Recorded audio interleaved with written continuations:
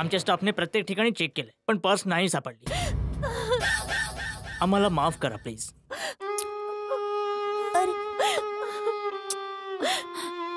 गेले माझे पैसे गेले. 10,000 रुपये होते त्यात आणि माझा फोन पण गेला. हे तर आता खूप रागवतील. यांनी मला किती वेळेस म्हटलं होतं माधवी पैसे सांभाळून ने पण माझाच मूर्खपणा. माहितीये कुठे ठेवले मी माझी पर्स. देवा परमेश्वरा. अहो ऐका, ही पर्स तुमची आहे का? अरे अरे अरे हीच पर्स आहे. माझी पर्स.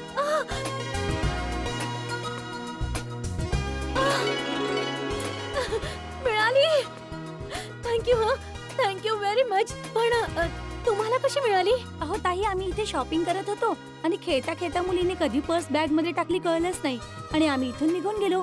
पुढे जाऊन पाहिलं तेव्हा समजलं ही पर्स तर माझ्या बॅगेमध्येच आहे, म्हणून मी लगेचच द्यायला आले. थँक्यू. किती छान. Thank you very much. बाळा सॉरी बोल. Sorry aunty. अरे नाही बाळा, नाही बेटा.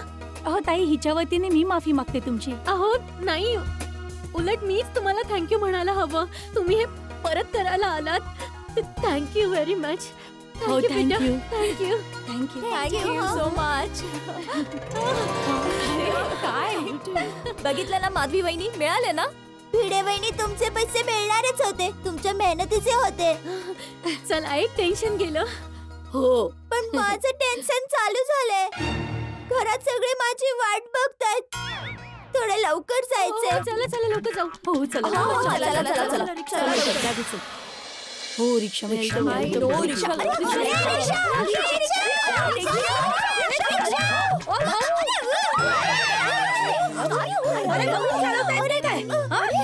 अरे दया वहिनी, तुम्ही इतका त्रास नका करून घेऊ. आपण लवकर घरी पोहोचू प्लीज. हो ते घरी सगळे वाट बघत असतील म्हणून मला थोडं टेन्शन आलंय. मी पण अतिउत्साहात टप्पूच्या पप्पांना स्वतः फोन करून सांगितलं की तुम्ही घरी आलात की मस्त काठियावाडी जेवण तयार असेल. आणि बघा ना, मी अजून इथेच आहे. ही सगळी माझी चूक आहे. सगळं माझ्यामुळेच होतंय. मी जर तुम्हाला फोर्स केलाच नसता तर हे सगळं झालंच नसतं. दया वहिनी, I am really very sorry. नाही अंजली वहिनी, ऍक्च्युली हे माझ्या निष्काळजीपणामुळे झालंय. माझी पर्स हरवली नसती ना तर सगळं वेळेत झालं असतं. सॉरी दया वहिनी. अरे सोडा, आपण सगळे सॉरी सॉरी म्हणण्यापेक्षा रिक्षा शोधूया ना. हो रिक्षा. कमाल आहे. रिक्षा.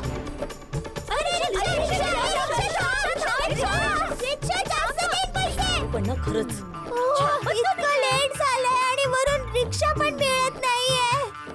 रिक्षा.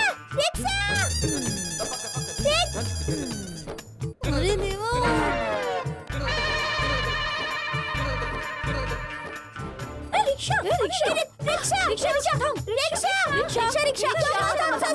चला ना प्लीज. मॅडम, मला घरी जायचंय. अरे असं काय माणूस आहे. काय करायचं आता? आज एक सुद्धा रिक्षा मिळत का नाही? एकही रिक्षा थांबायला तयार नाही म्हणजे. मग बघा ना लबाड. आता जर का रिक्षा खाली दिसली ना तर रिक्षावाल्याला न विचारता सरळ आतमध्ये जाऊन बसा. अरे ती बघ रिक्षा. हा थांबा. अहो तुम्ही कुठे बसताय? आम्हाला गोकुळधाम सोसायटीला जायचंय. नाही जाऊ शकत मी. ते का? अहो हे बघा दादा, तुम्ही कस्टमरला ना असं पॅसेंजरला ना असं नाही म्हणू नाही शकत. आरटीओ कडे कंप्लेंट करेन. करू. हे बघा ताई, मी तुम्हाला नाही म्हणत नाहीये. चला आता, आधी तुम्ही रिक्षा वेटिंग वर आहे. अरे देवा. बाई, ही पण रिक्षा गेली. आता वैताग आहे नुसता. रिक्षा. गोकुळधाम सोसायटी. रिक्षा. अरे असे काय रिक्षा? अरे दया बहिणी, तुम्ही इथे? हो, मी जरा रिक्षा शोधत होते. पण फाल्गुनी, तू इथे? अरे मी तर फक्त घरातलं सामान घ्यायला आले होते. आता परत घरी चालले. तुला कुठे सोडू का? नाही नाही, थँक्यू फाल्गुनी. त्याचं काय की आम्ही सगळे एकत्र निघालो होतो ना, बस आता रिक्षा मिळाली की आम्ही सगळे एकत्रच जाऊ. एक मिनिट, दयावहिनी तुम्ही यांच्यासोबत घरी जा ना, तुम्हाला लेट होतंय ना. आम्ही सगळे मागून रिक्षाने येऊ. अंजली ओ, वहिनी बरोबर बोलते. अरे असं कसं? उशीर तर सगळ्यांनाच होतोय ना. दया वहिनी, अंजली वहिनी बरोबर बोलतायत. तुम्ही जा ना घरी लवकर. जेठा भाऊ तुमची घरी वाट पाहत असतील. इथे रिक्षाची वाट पाहत बसलो ना, अजून उशीर होईल. चल ना दया, मी तुला सोडेन घरापर्यंत. हो दया वहिनी, हो, प्लीज दयावहिनी तुम्ही जा. आमची काळजी हो, नका करू. बरोबर. या बसा. Bye bye. चल चल हा. बस Thank you, सांभाळून bye. जा. Bye, bye, bye, bye. हो, bye bye. Bye, bye. Bye bye. मागून. दयावहिनीनं खरंच उशीर झालाय आणि भूकेमुळे जेठा भाऊंचं डोकं खराब झालं असेल. हे देवा, जेठा भाऊ दयावहिनींवर रागवले नाही पाहिजेत. माझे हे सुद्धा काही ना काही कटकट नक्कीच करते. तसं खाण्याच्या बाबतीत मी खूप लकी आहे. हा, हंसने हॉटेलमधून काहीतरी मागून खाऊन पण घेतलं असेल. माझ्या रोशनचं तर असं आहे ना की जोपर्यंत तो माझ्या हातचं बनवलेलं जेवण नाही जेवत तोपर्यंत त्याची गाडी थांबून जाते.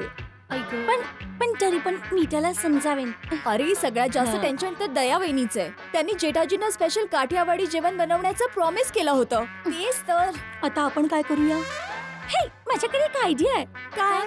आपण एक काम करूया, आपण आपापल्या हजबंड्सना कॉल करूया आणि सांगूया की तुम्ही जेठा भाऊंना समजवा की ते दया वहिनीवर रागवणार नाही.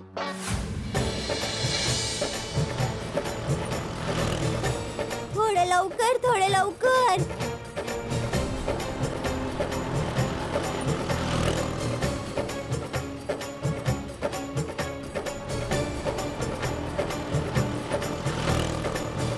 अरे फाल्गुनी, जरा फॅसन फास्ट चालव ना प्लीज. ते बघ सायकल वाले पण पुढे निघून गेले. ते काय आहे ना दया, 20च्या स्पीड पेक्षा जास्त जोरात चालवायला मला भीती वाटते. नाही ना, मला सकाळी नाही पोहोचायचंय. गाडी थांबव, थांबव, थांबव, थांबव, थांबव, थांबव, थांबव. हे बघ, तुला प्रॉब्लेम नसेल तर मी ही गाडी चालवू का? मला खूप लेट होतोय, मला घरी लवकर जायचंय. मला गाडी व्यवस्थित चालवायला येते. प्लीज. अच्छा ठीक आहे ठीक आहे. हॅमलेट दे.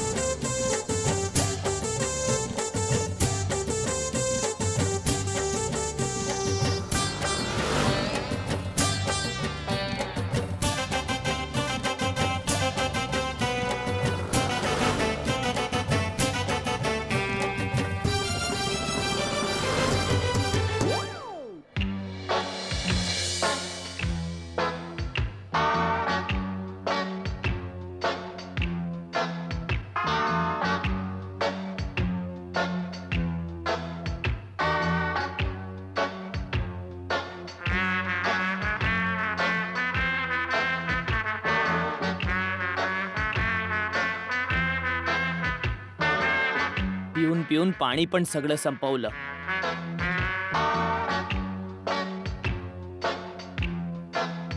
हॅलो माधवी, कुठे आहेस तुम्ही? तुला कधीपासून फोन करतोय, फोन का उचलत नाहीयेस? अहो सॉरी, जरा फोन ना पर्स मध्ये होता आणि पर्स हरवली होती. अच्छा अच्छा. काय पर्स हरवली होती म्हणजे? अरे माधवी, त्याच्यात पार्टीला द्यायचे 10,000 रुपये होते. गेले गेले, ते पण पैसे गेले. अगं माधवी, मी तुला 1000 वेळा सांगितलं होतं की पैसे नीट घेऊन जा, सांभाळून घेऊन जा. सांगितलं होतं की नाही माधवी? एवढा हलगर्जीपणा. अहो जरा ऐकून तर घ्या. अरे काय ऐकून घेऊ माधवी? 10,000 काय छोटी रक्कम आहे का? माहितीये किती पापड लाटावे लागतात? वा, मलाच सांगतात मीच पापड लाटते आणि का ओरडताय?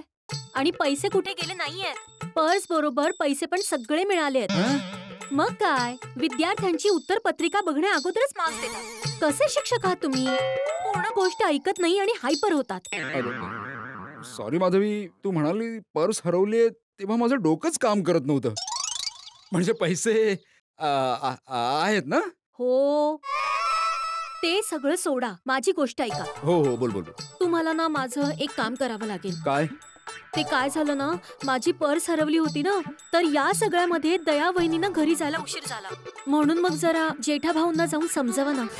काय समजवायचंय कोमल? हेच की जेठा भाऊनी दया वहिनींना ओरडू नये. इन शॉर्ट जेठा भाऊंना शांतीचं इंजेक्शन द्यायचंय. काय बोलतेस कोमल? असं कुठलं इंजेक्शनच बनलं नाहीये. हंस, माझ्या म्हणण्याचा अर्थ आहे की तुम्ही जेठा भाऊंच्या घरी जा आणि त्यांना शांत करा. बबिता, जेठालाल काय लहान मुलगा आहे की त्याला समजावं लागेल? हो अय्यर, इतका इरिटेट नको होऊस. हे बघ, आय थिंक जेठाजी आज दया वहिनींवर खूप रागवणार आहेत. म्हणून माझं असं म्हणणं आहे की तू जेठाजींकडे जा आणि त्यांना समजाव की हे असं काही करू नकोस प्लीज. पण बबिता, जेठालालला समजावणं किती कठीण आहे हे माहित आहे ना तुला.